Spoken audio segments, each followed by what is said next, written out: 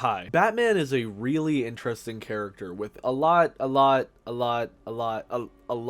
many interpretations and even more movies. Batman has just been around for what seems like forever. Huh?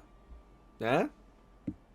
Batman Forever. And honestly, that just kind of made me curious to go back to the roots. I've read the very first Batman comic before, but I've never actually seen the very first Batman movie. And I've always kind of wondered, what was it like? Was it any good? Did it have any influences on future versions of the character? Today I really want to find out, and I thought the best way to do that would be to just sit down and watch the Batman serial from 1943. So a bit of context before we really get started. This isn't necessarily a movie per se, and it's not the 1966 film starring Adam West that everyone knows and loves and also considers the first Batman movie. No. This is much older and actually came out less than 5 years after Batman was first introduced and was released as a serial in 1943 in 15 different 20 to 25 minute parts. So yeah, this is a 4-hour telethon event. Like, this is not a movie, this is an event. And honestly, that's ridiculous.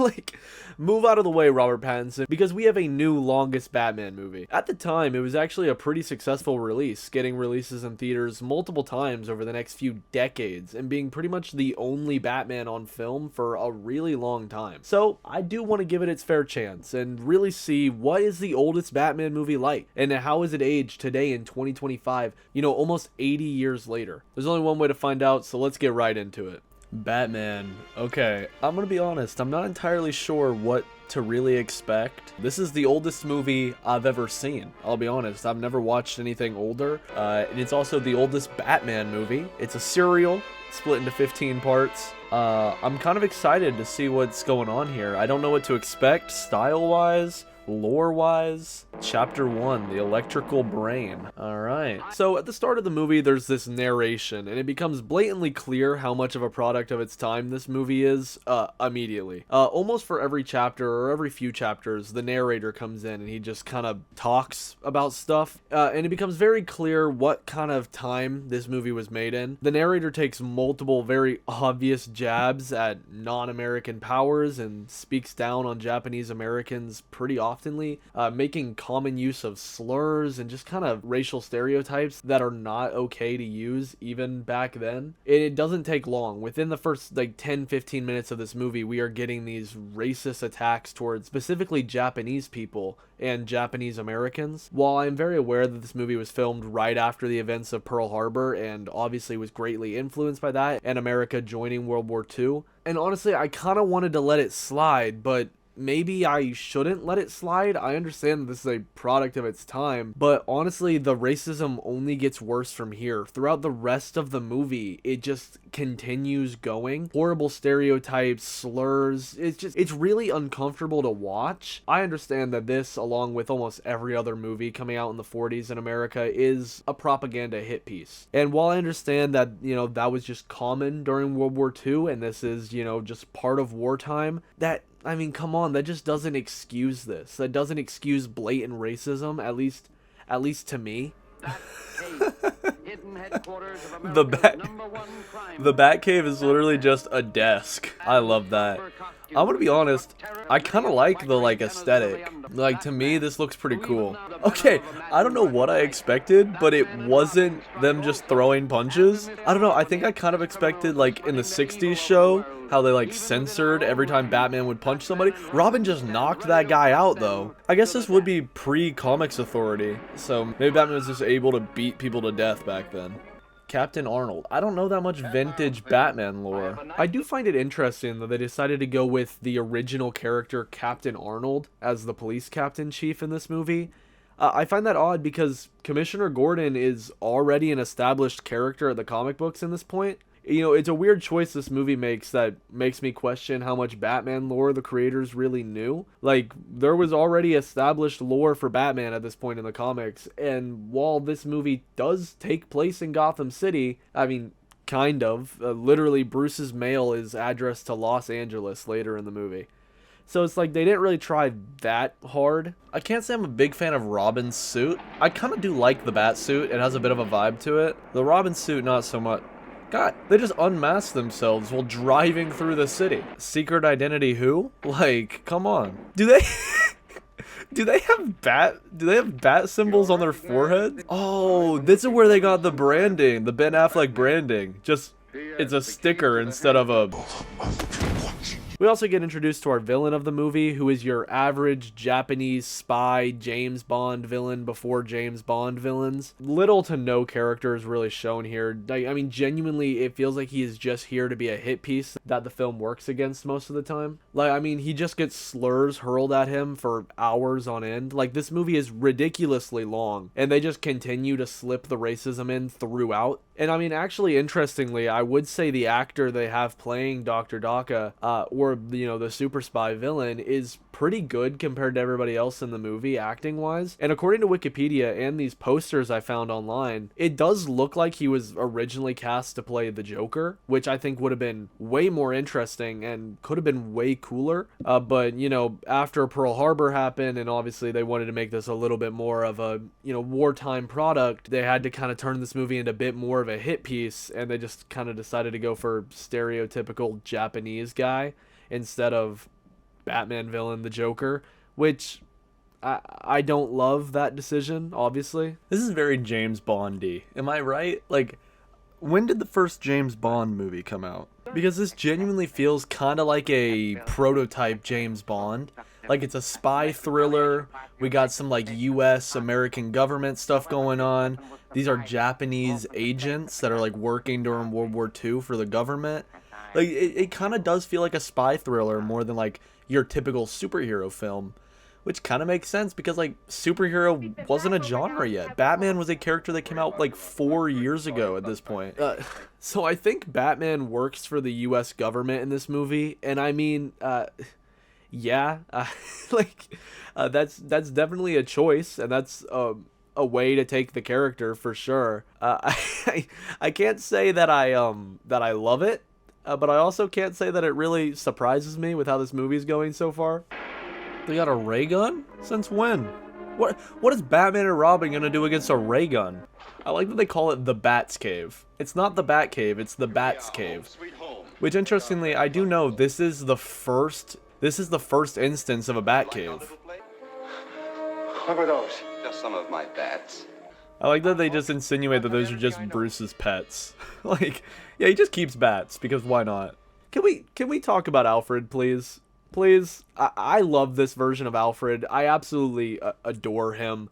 I love Alfred in almost every single Batman movie that we've ever had, and this movie's no exception. I found most of the characters during my watch of this movie grating to watch and even harder to listen to, but I genuinely was so happy every time Alfred was on screen. I mean, he's an odd character. He's a very odd guy. He does genuinely talk to the grandfather clock in Wayne Manor for some reason. One. Oh, it's you. You're off the beam. Why don't you look at your face before you start bonging? But also, he's kind of the blueprint for the Alfred we have now, or at least the Alfred that they show in the 1966 movie and the show, which was the genuine blueprint for Alfred going forward. I mean, like, he's at least an early prototype of that version of Alfred, because while Alfred did exist in the comics before this, he was a pretty different character, you know? And this movie decided to change a lot about that, and, you know, they changed the way that Alfred acted, looked, and just kind of his mannerisms in general, which it seemed to stick in future comics and future interpretations of the character, which, I mean, that is one thing I will say positively about this movie. I love that. That's awesome. That's definitely worked for the greater good of Batman and Batman media.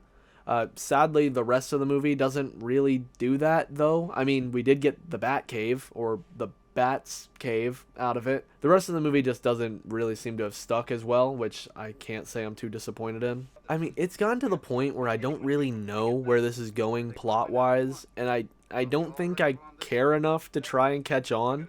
We're genuinely 2.5 hours deep, and nothing has happened substantially in the last, like, 30 minutes. It's kind of wild just how much stuff happens without the movie moving forward.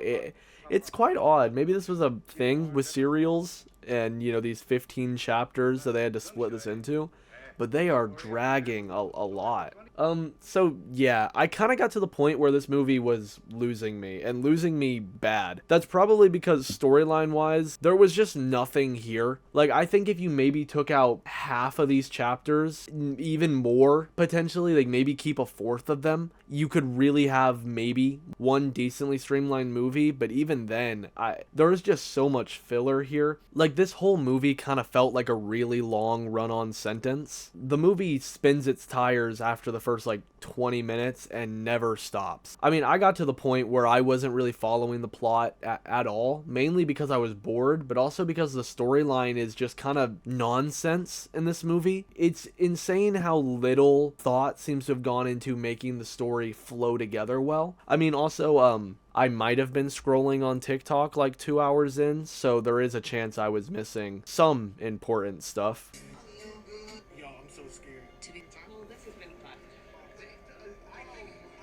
But that's not the point. The point actually is, here are some of the inconsistencies and stupid things that I did catch on to, because why not? And I don't know where else to put them in the video. Like in this scene, Batman loses his cape, but then suddenly for the rest of the movie and the scene right after this one, it just suddenly reappears again. For some reason in this movie, Bruce Wayne and Batman just seem to share a car for some reason, and no one seems to notice. At the end of this chapter here, Batman genuinely dies in a plane crash along with 2 other characters. But then at the start of the next chapter, he is just fine somehow, but the other 2 are still dead. Now, at the beginning of the movie, it's said that Batman has no idea who Dr. Daka is. Dr. Decker? Who's that? But then at the end of the movie, when they finally meet and he stops him, he says that he's been hunting him down for a long time now. So, which one is it? Like... Also, character-wise, this movie sucks. Robin is awfully boring. His actor is at most okay, even for 1940s standards. The Robin costume, I cannot stand at all. It doesn't even seem like they tried. I did at least kind of like the look of our Bruce Wayne and the actor playing him. I think the idea of him living that double life and having like the playboy persona was cool to see here, and I think in theory it was a really good idea, especially with his love interest Linda Page, who is extremely shallow. Like, she's a very one-noted character, but so is everybody else in the movie, so I kind of found her to be one of my favorites throughout. And then also, I don't really hate the Batsuit. I think parts of it look horrible, and I think from certain angles, it's just the most ugly thing I've ever seen. He also, for some reason, has horns instead of ears, so don't even get me started on that. But I don't know, from certain angles, I do find the suit just kind of charming. I don't know, but also, some angles, it's really not. You know, it's so weird, like an hour passes in this movie where I'm just horribly bored. And then we get this, like, these action sequences, which are mostly just awkward punching and throwing furniture. Like, I've noticed so many times in this movie, they're just breaking furniture. I don't know why. I kind of enjoy it. Like, for some reason, this is the most entertaining part of the movie for me, and I'm just, like, watching Batman throw a chair. I don't know. Maybe that goes to show how little of this movie I've enjoyed, but watching Batman just get knocked out, that's pretty entertaining for me. I feel like I've aged watching this movie. You know, I've grown older in the time. I've wasted, like, 4 hours here. And I feel like there was so many things I could have done today with my afternoon, but I didn't do that. Instead, I watched propaganda hit piece where Batman is a racist government spy, and I don't really know how to feel about that. I don't know how to feel that it's not over. I think that's the part that really, like, is driving me insane. We are still going, and I have no clue how much longer is left. I thought it was going to end like an hour ago, but it didn't. So, you know, here we go. Well, I guess there's no use in my trying to do anything. The Batman always gets there ahead of me. Well, how cute. The end. Oh my, about time this thing ended. We got a lot to talk about, huh? Okay. What just happened? What was that ending? What was the plot of this movie? I still don't know either, and I just watched it. I think we saw Batman's girlfriend's uncle get kidnapped at one point, and then they needed energy for their super secret evil ray gun, which was somehow gonna bring down democracy in America? Maybe? And then we also had a lot of nothing for just a few hours. Some furniture got broken. Actually, a lot of furniture got broken. And then Batman fed the Joker, Dr. Daka, to a pit of crocodiles because, why not? He also gives Captain Arnold all of the credit for solving the case, and then they just kind of move on, and the movie is pretty much over. Actually, it is over, and finally, it is about time. So, did I enjoy Batman 1943? No. Not even slightly. Honestly, it felt like a massive waste of 4 hours of my life that I would not recommend to even my worst enemy. It isn't fun, it isn't entertaining, and a lot of the camp and like pulpy aspects, they lose their charm pretty quickly, and the rest of what is there is kind of drowned out by blatant racism, horrible pacing, boring story plots, and a product that just went on for way too long. I think there are cool aspects here. I mean, two cool aspects, Alfred and the Batcave. Everything else, though, is pretty sauceless. Like, even Batman has a utility belt, but uses no utilities in the movie. Every time they fight a bad guy, they just kind of jump on them or punch them. They do mention a bat radio, but it doesn't get used. They never actually use the Batcave for anything other than just a room with a desk in it. The special effects look really bad even for a 1940s movie. Like, you could tell this was made on a shockingly low budget. I don't know, it just really doesn't work.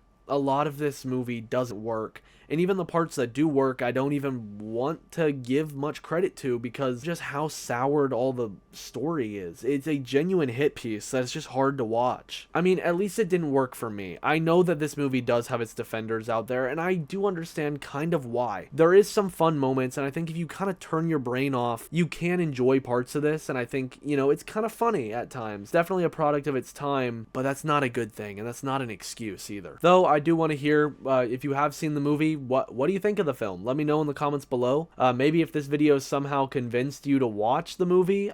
If so sorry. How did you come to that conclusion? But I mean, then again, maybe I'm being too harsh on it. If you did watch it, you know, let me know. There is also a sequel called Batman and Robin, and honestly, no movie called Batman and Robin has ever been bad before. So, what could possibly go wrong? If you do want me to cover that movie as well, let me know in the comments, and I'd be down to do it. But for now, I think that's about it, and I'll see you guys in the next one. Bye.